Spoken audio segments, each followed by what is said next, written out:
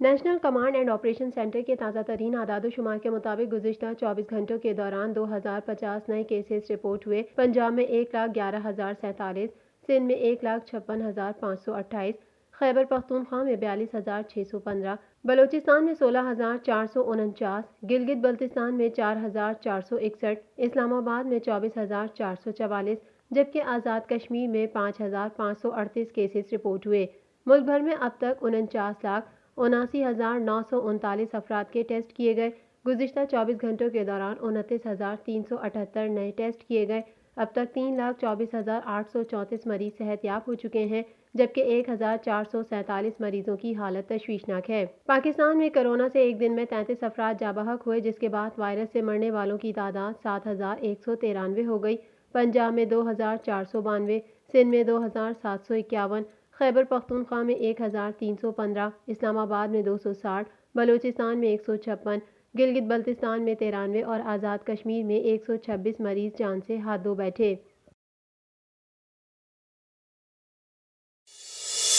तर्जुमान दफ्तर खारजा जाहिद हफीज चौधरी का कहना था कि इसराइल को तस्लीम करने के हवाले से वज़ीर आज़म पर अमरीकी दबाव की खबरें मनगढ़ंत हैं। वज़ीर आज़म इमरान खान वाज़ेह तौर पर कह चुके हैं कि फ़लस्तीन के मसले के मुनसिफाना हल तक पाकिस्तान इसराइल को तस्लीम नहीं कर सकता। वज़ीर आज़म ने इस बात पर जोर दिया कि इस सिलसिले में पाकिस्तान की पॉलिसी कायदे आज़म के विजन पर मबनी है। तर्जुमान दफ्तर खारजा ने कहा कि वज़ीर आज़म के रिमार्क्स इस मौजू पर पाकिस्तान के मौक़िफ़ की गैर वाज़ेह तस्दीक है।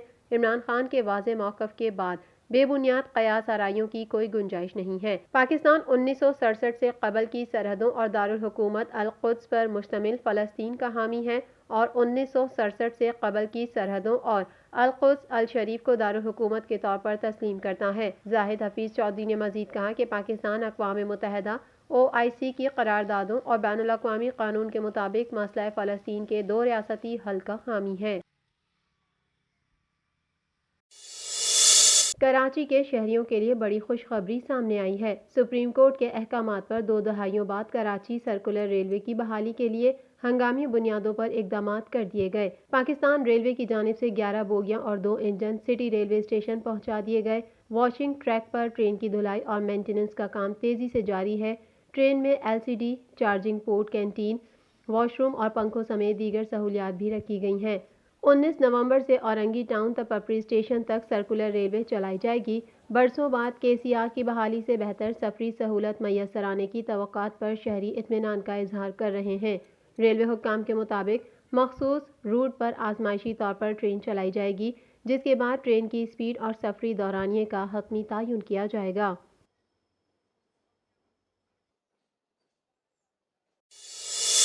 पाकिस्तान तहरीक-ए-इंसाफ के रहनुमा और रुकन सिंध असेंबली हलीम आदिल शेख ने कशमोर में ज्यादती का शिकार होने वाली मासूम बच्ची अलीशा की अयादत की। इस मौके पर NICVD में जेर इलाज मासूम बच्ची की वालदा ने निजी अस्पताल में इलाज कराने का मुतालबा कर दिया। उनका कहना था कि NICVD में इलाज से मुतमईन हूँ, लेकिन मुझे डर लग रहा है। माँ होने के नाते चाहती हूँ कि मेरी बच्ची का इलाज मजीद अच्छे अस्पताल में कराया जाए। इलाज तो हो रहा है, बहुत अच्छा हो रहा है, बहुत अच्छा, लेकिन मुझे डर लग रहा है ना सर, यहाँ से ना चली जाए ना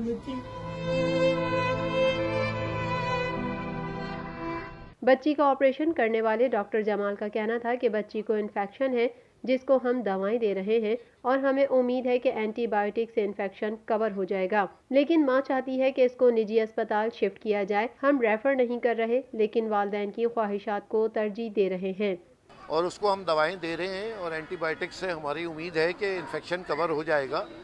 लेकिन जैसे हलीम साहब ने कहा कि माँ की ख्वाहिश ही है, इन्होंने बात की है, माँ चाहती है कि जी उसको वहाँ शिफ्ट किया जाए।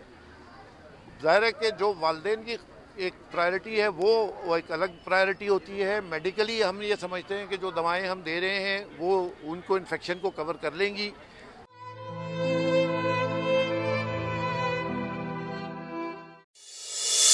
इस्लामाबाद की एहतसाब अदालत ने जाली अकाउंट्स रेफरेंस की समाअत के दौरान साबिक सदर आसिफ अली जरदारी और उनकी हमशीरा फरियाल टालपुर की हाजिरी से इस्तिस्ना की दरख्वास्त मंजूर कर ली। इस्लामाबाद की एहतसाब अदालत में आसिफ जरदारी, फरियाल टालपुर और दीगर के खिलाफ जाली अकाउंट्स रेफरेंस की समाअत जज आजम खान ने की। दौरान समाअत पुलिस की जानिब से गिरफ्तार मुलजिम हुसैन लवाई को अदालत के रूबरू पेश न किया जा सका। गुज़िश्ता समाअत पर भी वकला की हड़ताल के बायस हुसैन लवाई के वकील अदालत में पेश न हो सके थे। मुलजिम के वकील अरशद तबरेज़ आइसोलेशन में होने की वजह से अदालत में पेश न हो सके। अदालत ने हुक्म दिया कि अरशद तबरेज़ अपना जूनियर वकील मुकर्रर करें ताकि उनकी गैर मौजूदगी में गवाह का बयान रिकॉर्ड कर सकें।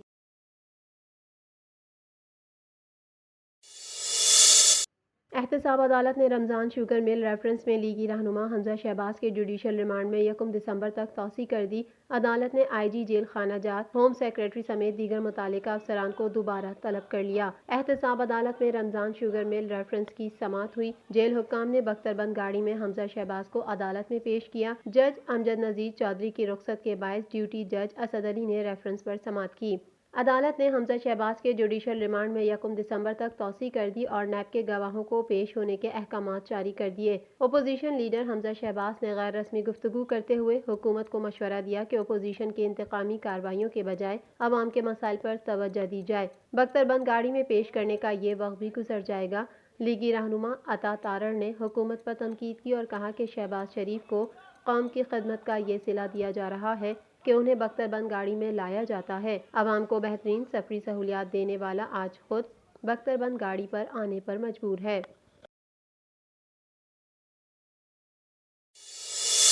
महकमा मौसमियात ने आइंदा दिनों में दर्जा हरारत में मजीद कमी की पेशगोई कर दी। तर्जुमान महकमा मौसमियात के मुताबिक मुल्क के शुमाली हिस्से में आने वाला मौसमी सिस्टम रुखसत हो गया है।